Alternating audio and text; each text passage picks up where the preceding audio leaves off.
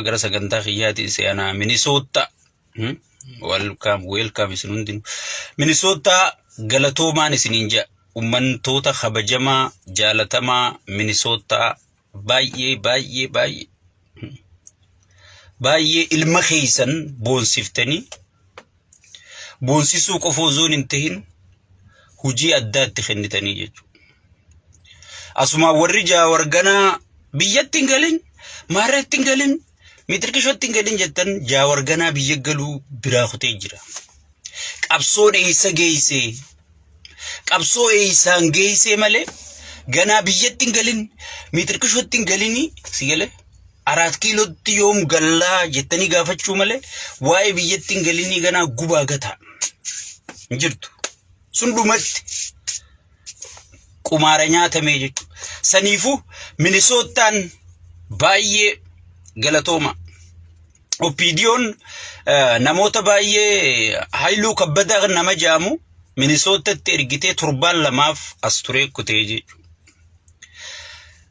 Diaspora waan barbaadan isiniif goona dachillee isiniif kennina investment illee ni gootanii sigale nu dhageeffadhaa gurbaa kanaan bahinaa jedhaniiti hayluun as ture hayluu kabbadaa namni jaamu ergamee as ture kutee jechuudha.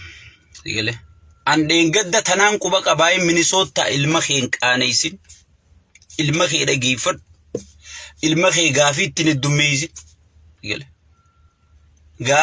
gaafa namni kun nama gaafillee sodaatu miti gaafiin heddummeessini jeedha ammachuun kiyya ni yaadattan moo yaadattan sigale nuti waan qubana qabnurraahi iyyinaa jechuu sigale akkasuma Minnesota keessa gaafiin hin jirtu maaliif duraan beeyna nu guddise guyyaa morminu beeyna guyyaa isaa harka dhooyinu beeyna guyyaa deeggarru beeyna barra gartee isin rakkoon keessan gaafa nuti jaawar morminu sanfa isiniif haare jaawar kun sigale nuti wajji guddannee nu guddifate Minnesotaan sigale sa'aatii inni nurraa jarjarees ilma keenya ilma abbaatu hidhataa janii saniif hidhachuu turre jechuudha. Dura dhaabbachuu turre opiidiyoon haareetti gaa nama garaaf bitame nu seete 7 dabre as 7 as ture namichi suni sigale waajjira muummichi ministeera irraa ergameeti as ture isin dhageeffannaa isin dachillee isiniif kennina investment illee ni gootanii opidi diaspora jechuun gartee lafee dugda keenyaati khota biyya teessan guddis bar opidiyoon tun bar akkuma isin namni garaan bitama seeti bari ablees nuti bar agabuu bullee waan qabnu hunda daddawanne yoo Oromoon nu bilisoomte yoo Oromoon mataa ol qabattee deemte yoo Oromoon gidiraa irraa baate yoo Oromoon ajjeefamuu dhiifte hidhamuu dhiifte gibiran taane raffeeyamu sigale khaadiree gabbaruu dhiifte sigale sirni bilisoomee Oromoof nagaya taanaan diasporaan tokko bashannanuu malee taphachuu malee sigale irran kaayyannee bar waan isin haasoftan yaa abbootii gara yeroo hunda isinumatti himna akka waan garaa namni isaan deeggaruu khoottaa jedhanii asii gartee as dhufee kadhachuu ture nama meeqa nama 8 bira dhagayani Minnesota miliyoona 60 Oromoon namoonni 60 ol jiru namni 6 moo 7 bira dhagayan sigale sunuu gaafii dhaan isa afan faajeesee kutee jedhani so akkasi qaanee kutee Minnesotaan hedduu baatee nu boonsifte Minnesotaan galatooma warri Minnesotaan gammachiifte sheer godha waliin gayaadha Minnesotaan dhaamsallee jajjabaa dhaammatte tokkummaa Oromollee hedduu dabarsite mee waan lamaan takkaan isinii tokko waan Minnesota keessatti Minnesota keessa namni dilli galma guute sun namoota yaada adda qabu hagam takka akka Oromoon dammayte wanni tokko akka gaariin na gammachiise wanni tokko khaniin akka gaariitti haga irratti fi gammadu jiru sadarkaa dammaqinaan ummanni Oromoo irra dhaqeetu baay'ee takka na ajaa'ibsiise baay'ee takka min keessattuu Minnesotaan dammaqina akkam akka qabdu baay'ee takka na ajaa'ibsiise jechuudha. Mee isiniif illee niin qooda seenaa dara namoota mee eenyu yaadata namoota tokko dura Ahmad Dallalen kan janiin kitaaba Jaawar Muhammad print godhuudhaaf nama $3,000 baase Sigale. Ni yaadatanii namni sun deeggaraa waraana bilisummaa Oromooti jechuudha. Sigale. Akkasuma Ridwaan deeggaraa ODF turre jechuun hundiru. ODF jechuudha. Deeggaraa Leencoo Lotaa ODF jechuudha. Sigale. Look. Namoonni kun nama yaada adda addaa qabu jechuudha. Oromummaan hangam takka akka waliif fidde. Oromummaan hangam takka akka walii hadoojjite. Sigale. Baay'ee takkaan gammade wallahi. Akka mataa kiyyatti warroota yaada addaa qabu kasitti hayyuu bira dhaabbatanii. Sigale. Hayyoon teenya takka, diinni keenya tokko, galmi keenya tokko, karaan yoo deemnees. Sigale. Yoo ati khaabaan dhuftee yoo khibbaan dhuftees galmi keenya Oromoo fi Oromiyaa sabaa sablammii Itoophiyaa salphina jalaa baasu. Waboon dhuftus, ODF'n dhuftus, Jaawarin dhuftus, Sigale. Abba Feeteen dhuftus galmi keenya Oromoo bilisoomtee sirna bilisaatiin gartee qabeenya isirra murteeffattu. Abbaa biyyummaa isiitiin murteeffattu. Arquudha janiiti. Jarri sun jara san beeki waan isin beeytan waan miidiyaarra dubbatameefin jara san keessaa isinii fuudhe. Deeggartoota badhaadhina achi keessa jira. Sigale. Deeggartoota soo tokkummaadhaan namnichi keessa taa'u ture jechuudha. Wanni amma duraan isinii dubbadde wanni PP'n sodaatu birgeedii caala PP maaltu jiraame wanni Abiyyi sodaatu. Kun ijoolluma masruufa isarraa fudhachuu isa jala yaatu malee hoogganotaa fi wanti nama aangoo qabu jechuun ni ulfaatti. Wanni Abiyyi sodaatu. Sigale. Wanni Abiyyi sodaatu birgeedii meeqa waraanaa miti amma duraan isiniin jedhe ijaaramuudha. Nama ijaarame wanni inni sodaatu. Sigale. Nama ijaarame. Namni ijaarame eessa jira? Eessa deema? Galmi keenya eessa jee wal gaafata. Yoo ijaaramte humna taata. Yoo ijaaramte ilaameedhaan gartee qabsootan bakka silaa barbaadde san geessa ni beeka nama ijaarame. Tanaafi tokkummaa Oromoo caccabsu. Jimmaa fi Arsii jee namni muka walit dhiibu. Arsii fi Wallo jedhanii muka walit dhiibu. Maarree jedhanii wal cafaquun kullaali isaaf celebration gammachuu oliiti isiniin hin jenne amma dura. Sigale. Amma maal jedhanii gartee Shawaa aangoo fudhate, Maarree aangoo fudhate, mitiriqa olola kanaa kana oofsisu isa. Sigale. Olola kanaa kana guutuu isaa oofsisu isa. Shawaan aangoo qabdu hin jirtu durriyyee gartee barandaa jala dhadhaabbattu. Maqaa Shawaa dhawattee tachi dhadhaabbattu ergamtuu garaa isii guutuu ergamtu kun Shawaa bakka hin bu'u. Sigale. Arsii bakka hin bu'u, Harargee bakka hin bu'u, Jimma bakka hin bu'u, Walloo bakka hin bu'u, Wallagga bakka hin bu'u jechuudha. Kun garuma fi bakka bu'aa jechuudha.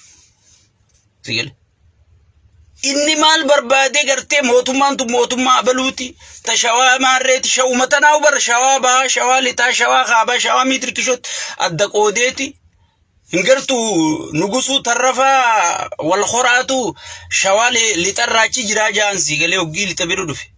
Hoggii Wallagga bira dhufe hingartu garramuu daddafaa gangalchaatuchi jiraa jaan. Sigale. Shayxaanni isaa gangalchu. Akkanaan gartee sirnuma paartichuma keessattuu wali buusee amma PP namni beeku sirri beeka waan kana. Waan ina naasa'u kana isin PP TV irra gartan malee lafatti hin beeytan nuti lafa beeyna. Sigale. Namni kun hundi laa'ina mataasaa qabaa jechuudha. Akkana diigeeti gartee namni hundi pirezidaantiin Abiyyi irraas eega. Itti aanaan pirezidaantii Abiyyi irraa eega. Itti aantuun pirezidaantiitis hundi Abiyyumarraa walee iddii jechuudha. Memma laala yeroo hunda waan amma deeggartoota illee jechuun namatti ulfaata waan caraqa bazabbazaa asirraa mootummaa Oromooti jettu sana. Inni rakkoon qabuu jette warra jalaas hin jetti. Sigale. Maaliif akkasi jaarratee jechuudha. Sammuu namarratti akkasi taphate. Miidhamaaf akka nutuu dogoggorree Shimallis irra duuluun turre. Nutummaanu hanga dubbiin argin dogoggorree Shimallis irra duuluu turre garuu duulli keenya sunillee lafan banne abbaan badii eenyu akka ta'e isa akka ta'e sabaa fi sablammii ummata Oromoo guutuufillee ifa baasee jechuu qabsoon teenya sun lafan bannee jechuu saniifuu inni gartee Oromoo diaspora kana hunda tokkummaa isaanii diigee amma jawwee maal jechuu turan Arsii qofa harka dhawaaf Maarree qofa harka dhawaaf Mitirkishoo qofa harka dhawaaf jechuu turan no namni doolaara 3,000 baasee sigale doolaara 3,000 baasee kitaaba Jawaar bite sun nama Wallaggaati namni doolaara 2,500 baasee bite nama Harargeeti sigale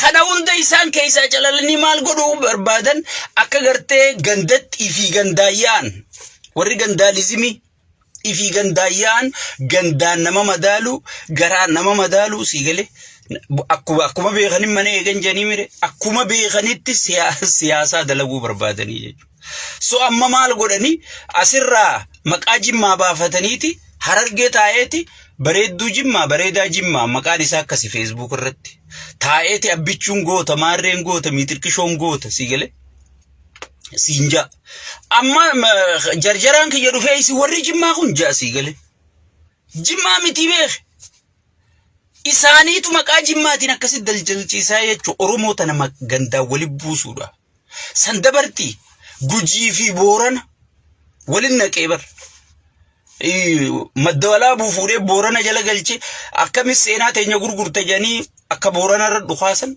akka Gujii irra dhukaasan tokkummaa Oromoo kana keessoo Oromoo kana caccabsee alhamdulillah ijee gattaa'u barbaade jechuun sigale kun hundi akka isaan milkooyne Oromoon garaan akkan jaaramin sigale kanaatu bara opinion tun Oromoon beeytu nama walin beeyne wajji qabsaa'u jira hawginan jubar sigale isin dhugaanaan fuutan jarri gartee akkuma ifitti Oromoo tana madaallu jira tokkummaan Oromoo kun dhiigaan akka gartee dhufe isaan irraa hukuban qaban jechuudha irraa hukuban qaban waan garaan gartee walirra bittee qabsaa'ota kana walirratti duulchisuu dandeessu itti fakkaattee jechuudha saniifuu wanni sun akka gartee ummata Oromoo biran jirre akka diaspora keessan jirre Minnesootaan dhuftee galmeessite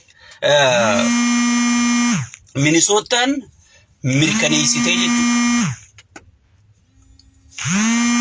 eegalli gaajarri keenya qada godhu sigale Minnesootaan mirkaneessitee jechuudha Minnesootaan dabriiti ammaasis Oromoof Oromiyaa Oromoon akkan diigamin Oromiyaanis akkan diigamin federalizimiinis akka diigamuun dandeenye jala murteeti dhaamsa ergitee jechuudha Minnesootaan waan ajaa'ibaa dalaydee beek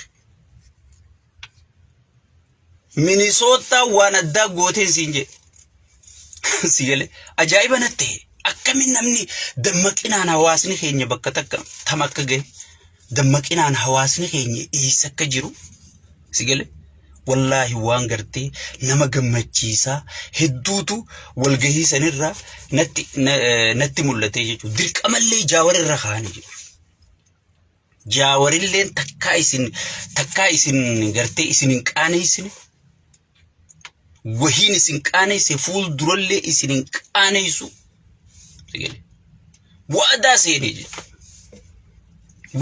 seenee jechuudha alhamdulillahi rabbil alamin Oromoon facaate Oromoon bittinnooyte sigale bar gowwaan gartee huggii quufee waan beelonsee jette Oromoon ilmaan Oromoo aangoo qabate wanni kun gartee wohumatti fuftee gartee isaan jiraachisuu deemtu waanuma gartee isaan wanna gootu itti fakkaatee jechuudha sigale yeroodhaaf gartee nama wali buusuu dandeessa nama hanga tokko wallaala khaatahee fi faayidaa fi wanni sossobdee if jala oofuuf yeroof ni dandeessa jechuudha garuu itti fufani ni qaba hin qabu abadan saniifu Minnesootaan waan adda addalayte Minnesootaa ilillii facaasaa Minnesootaa waan adda addalayte jechuudha tokkummaadhaan dabarsiiti inni akka maal eeguu jiran isaan ummanni Oromoo wanni irraa if eeguu dhaamsa kiyya kana please waliin naa gaya.